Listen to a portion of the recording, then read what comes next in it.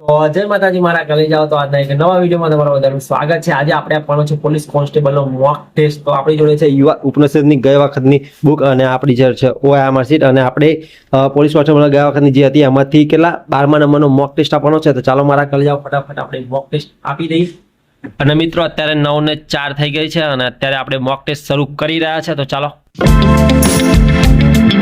તો મિત્રો સૌથી પહેલા આપણે પાર્ટ બી અટેમ્પ કરવાનો છે, કેમ કે પાર્ટ બી વહેલો પતી જાય અને પછી પાર્ટ એ માં આપણને ટાઈમ વધારે મળે, સાચી વાત ને?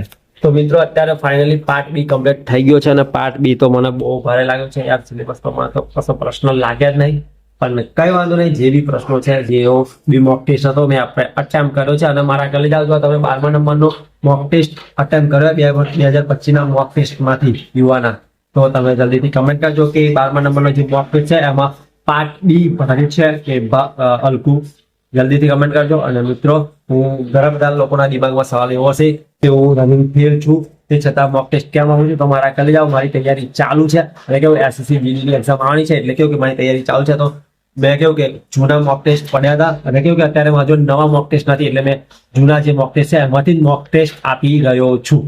હવે સમજાઈ ગયું મારા કલે જાઓ, એટલે તમારી વાત પણ ક્લિયર થઈ ગઈ। તો ચાલો હવે પાર્ટ એ નું આપણે કેવું કે કન્ટિન્યુ મોક ટેસ્ટ કરવાનો છે। તો ચાલો।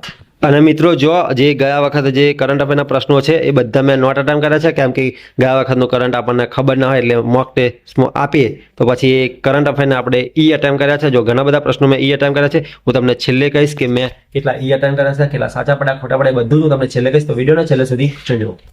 અને મિત્રો માત્ર મેં 42 મિનિટમાં પાર્ટ બી કમ્પ્લીટ કર્યો છે, હવે પાર્ટ એ કમ્પ્લીટ કરવાનો છે। તો ચાલો। તો મિત્રો અહીંયા જો 35 નંબરનો પ્રશ્ન છે એમાં લખ્યું છે બે સંખ્યાના લસા તથા ગુસા તો ગુણાકાર 48 છે, જો તે બે સંખ્યાનો તફાવત 8 હોય તો તે બે સંખ્યા શોધો। તો મારા કલે જાઓ, 8 તફાવત હોય તો 4 અને 12, 12 ચોક 48 થાય અને 12 ચોક 48 એટલે એ અને ડી બંને આવે, કેમ કે અહીંયા એવું નથી પૂછ્યું કે પ્રથમ સંખ્યા અને બીજી સંખ્યા કઈ હોવી જોઈએ, પરંતુ અહીંયા ખાલી માત્ર ને માત્ર સંખ્યા પૂછી છે। તો અહીંયા 4 એ અને ડી બંને જવાબ આવશે, એટલે ખાસ કરીને મારા કલે જાઓ આવો પ્રશ્ન હોય તો ખાસ ધ્યાન રાખવું। તો મારા કલે જાઓ અત્યારે 11:30 થઈ ગયા છે અને ફાઇનલી આપણો મોક ટેસ્ટ કમ્પ્લીટ થઈ ગયો છે। અને મારા કલે જાઓ અઢી કલાકમાં મેં ફટાફટ મોક ટેસ્ટ પતાવી દીધો છે, કેમ કે ગણિત રીઝનિંગ જે હતું એ મારા કલે જાઓ થોડું હેલું હતું, કેવું કે એમાં જે ડીઆઈ હતી એ ડીઆઈ બીઆઈ એક હતી નહીં, ખાલી સીધા પ્રશ્નો હતા અને કેવું કે બહુ નોર્મલ પ્રશ્નો હતા એટલે ફટાફટ ગણતરી કરી નાખી છે। અને મારા કલે જાઓ જો મેં પાર્ટ એમાં 9 પ્રશ્નો નોટ અટેમ્પ કર્યા છે અને પાર્ટ બીમાં 39 પ્રશ્નો નોટ અટેમ્પ કર્યા છે। પાર્ટ બી મને થોડો ભારે લાગ્યો, કઈ વાંધો નહીં, હવે આનું સોલ્યુશન કાલે સવારે કરીશું, કેમ કે સોલ્યુશન કર્યા પછી જોવું પડશે કે કયા પ્રશ્નમાં કઈ ભૂલના કારણે ખોટો પડે અને એ જે કર્યા છે એ પ્રશ્ન એનો જવાબ કઈ રીતે આવે એ બી જોવાનું છે। એટલે મારા કલે જાઓ અત્યારે સોલ્યુશન ના કરતા અત્યારે શાંતિથી સુઈ જઈશું અને સવારે આપણે એનું સોલ્યુશન કરીશું। તો ચાલો। તો મિત્રો અત્યારે 10 વાગી ગયા છે અને અત્યારે હું દુકાને બેઠો જોવા મોક ટેસ્ટનું સોલ્યુશન કરવાનું છે। તો ચાલો ફટાફટ સોલ્યુશન કરી દઈએ। તો ફાઇનલી મારા કલે જાઓ સોલ્યુશન કરી નાખ્યું છે અને જો અહીંયા પાર્ટ એમાં તમને વધારે સાચા દેખાતા હશે, પછી થોડુંક આગળ જશે એમ તમને ખોટા વધારે દેખાશે અને સાચા ઓછા દેખાશે।